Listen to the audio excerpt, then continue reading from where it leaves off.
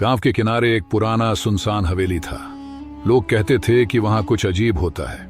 कोई रात को वहां गया तो वापस नहीं लौटा। हवेली के बारे में कई अफवाहें थीं, पर एक बात सबने पक्की मानी थी। उसमें एक दरवाजा था जो कभी नहीं खुलता। उस दरवाजे पर अजीब निशान थे, जैसे किसी ने उसे जलाने की कोशिश की हो। पर दरवाजा पत्थर का था, और पत्थर को जलाया कैसे जा सकता है। गांव के बुजुर्ग कहते थे कि उस दरवाजे के पीछे कुछ ऐसा है जो इंसानी दिमाग से परे है।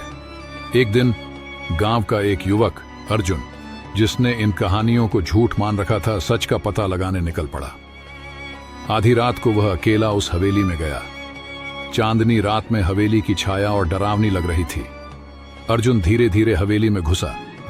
पुरानी लकड़ियों की चरमराहट और अजीब सी सर्द हवा उसकी रीढ़ में सिहरन पैदा कर रही थी। उसने देखा, वह रहस्यमय दरवाजा उसके सामने था। उसका दिल जोर जोर से धड़कने लगा, पर उसने हिम्मत जुटाई। जैसे ही उसने दरवाजे को छुआ, दरवाजा अपने आप खुल गया। अंदर का अंधेरा गहरा था, लेकिन एक हल्की रोशनी कहीं अंदर से झलक रही थी। अर्जुन ने हिम्मत करके कदम बढ़ाया।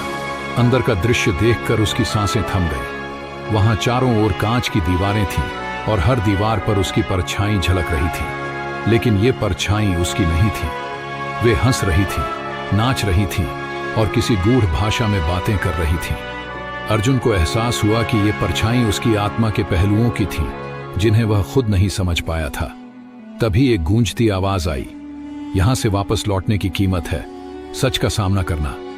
अर्जुन ने डरते हुए पूछा, कौन हो तुम? आवाज ने उत्तर दिया, मैं तुम्हारा प्रतिबिंब हूं।